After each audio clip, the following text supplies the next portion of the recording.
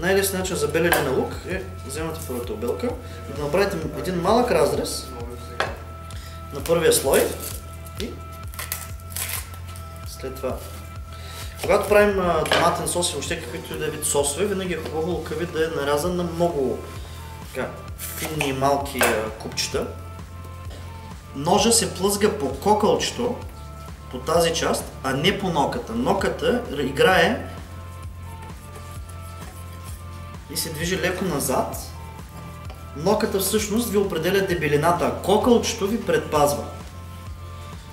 Започваме. Много се стараем. Вкъщи не е нужно да сте толкова бързи. Все пак сме вкъщи, важно е да си доставяме удоволствие. И когато стигнете по този начин, един малък диагонален разрез. И по същия начин с другия лук.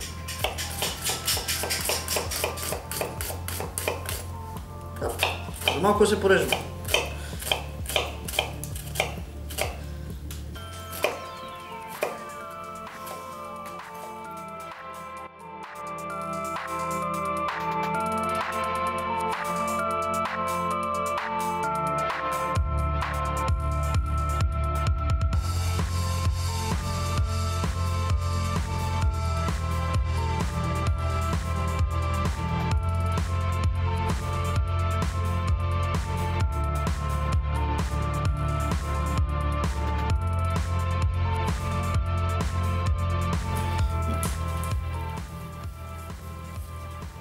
Както казах, ногтите движат назад, а кокълчетата помагат това да не се среже.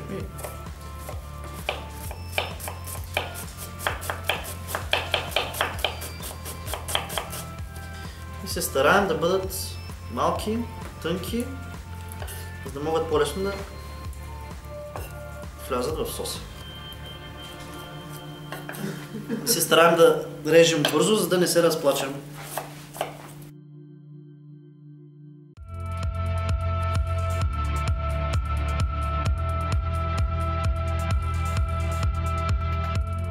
Лесен начин за баха е да цели чесъри. Паф! Вижте колко лесно всичките скелетки си ги вадите. Също друг начин вземате така. Това, което трябва да знаете за чесъла, е, че вътре има една жилка, която когато я разрежете, много хубаво се вижда, която по принцип е хубаво да се извади. Не на всички млади чесъни ги има, са много мънички, но по принцип е хубаво тази жилка да се извади, тъй като е много горчива.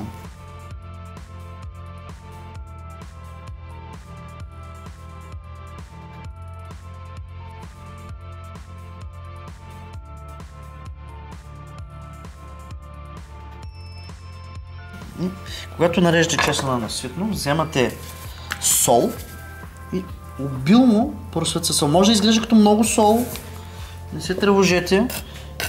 Солта ще подейства като един вид като пясък и ще влезе в чесъна и ще извади влагата. Когато извади влагата, бавно, целият този чесън, който го виждате, ще се превърне в една паста, която когато я сложим към соса, ще се стопи.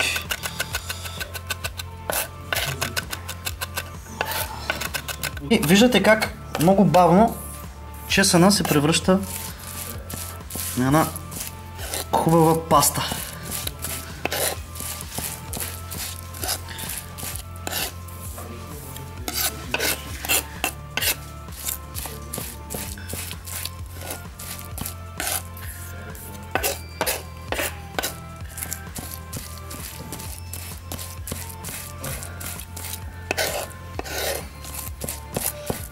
Сега лука сме го сложили вътре с чесъна, слагаме малко зехтин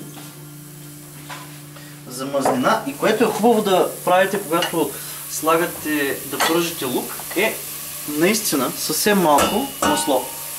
По този начин няма да загаря. И сол. Солта, както казах преди, вади влагата. Не е нужно много да сложите. И по този начин лука и чесъна ще се стопят по-бързо. Слагаме една лъжица или две в моя случай, тъй като обича малко по-силно концентрат томатен и едно купче телешки бульон. И това всъщност ще му придаде интересния по-дълбок вкус. Няма нищо лошо да използвате купчета бульони, много хубаво нещо са. Аз като професионален готвач ги използвам постоянно.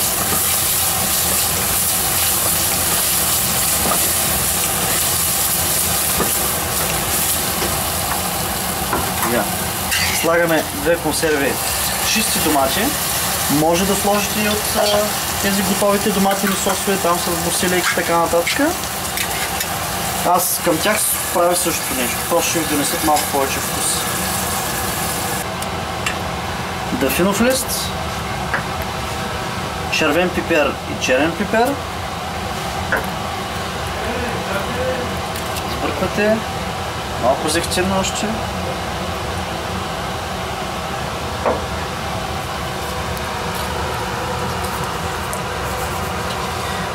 Средна температура да ври около 10-15 минути. Каквото и да правите, е хубаво добре да го вкусявате и хубаво с ръцете да слагате това, което го вкусявате.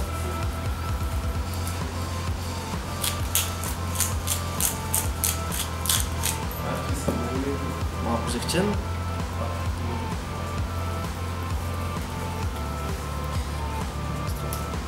Връщате го и от другата страна повтаряте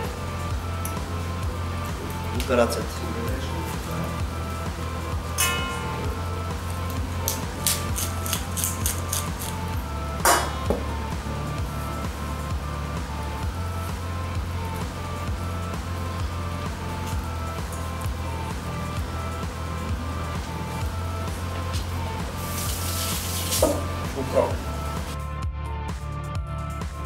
Вземате пилето и общо взето това е, може да кажем, че същата техника, както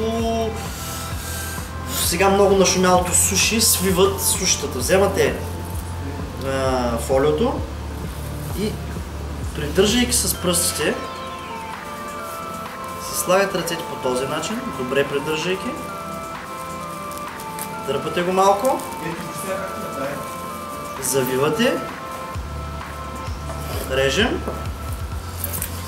и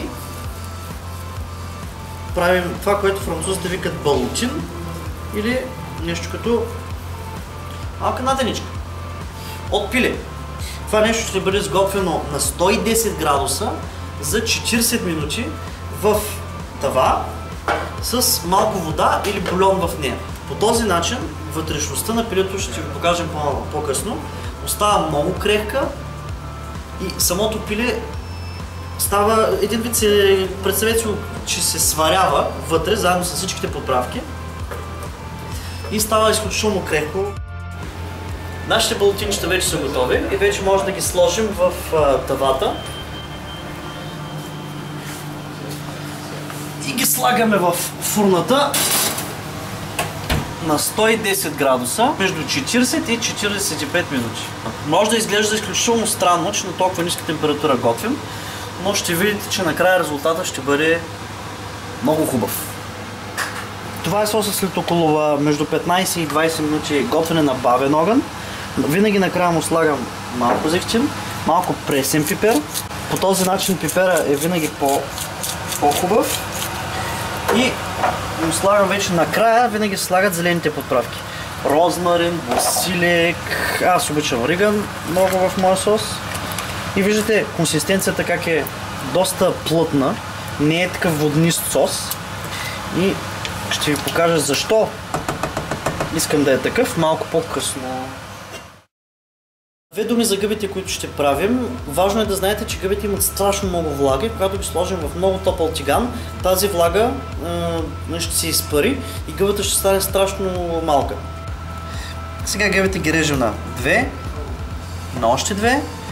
Гледаме къде е ъгълчето и на още две и така се стараем да ги правим сравнително бързо и прецизно.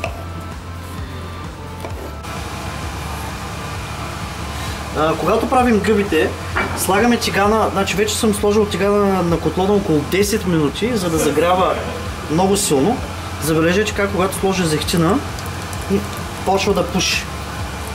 Слагаме едно хубаво количество зехтин. И част от гъбите. Когато слагате гъбите, не слагайте прекалено много. Разпрострете ги хубаво да дишат. По този начин ще се сотират, а не да се сварят. Търсим да им даде хубав цвят. Важно е да слагате сол, тъй като, както казах, солта вади влагата. Слагаме още малко зехтин, тъй като те попиват доста. Когато гъбите стигнат до тази карамелизация, се слага малко масло, пипер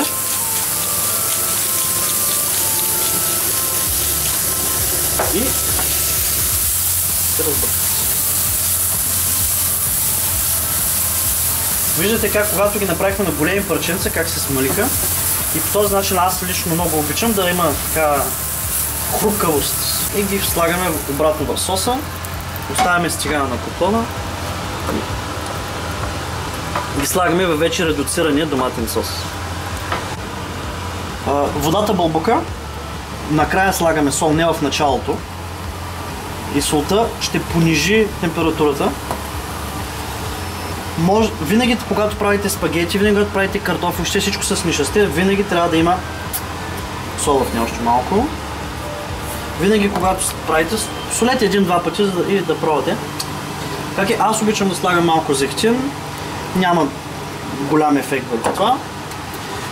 В бълбукващата вода не преди това се слагат спагети. Днес съм използвал капелини, които са по-финни, аз много ги обичам. И пилето ни след 110 градуса, 45 минути е готово.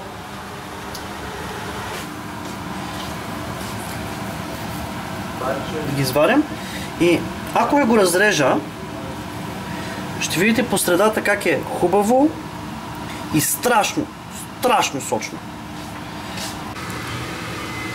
Сега, след като сме ги направили, ще им дам малки разрези, защото сега ще видите. Това може и да не го правите, правя го най-вече за да имаме така сравнително хрупкава външна част.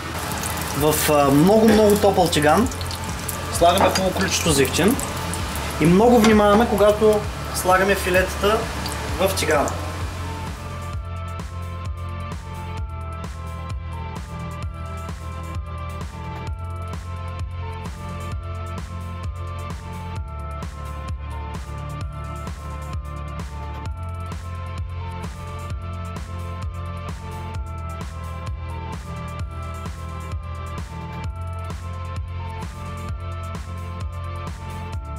Навиваме спагетите на вилицата за малко естетика. След това филето го режа на половина по дължината и да се види колко е сочно. Слага се малко от гъбите с соса и отгоре се настърга пармезан. Ако можете да купувате си пресен пармезан и го стържете на момента, вкуса и аромата са просто много различни. И това са нашите спагети с доматен обебен сос и хубаво пилешко. Готово!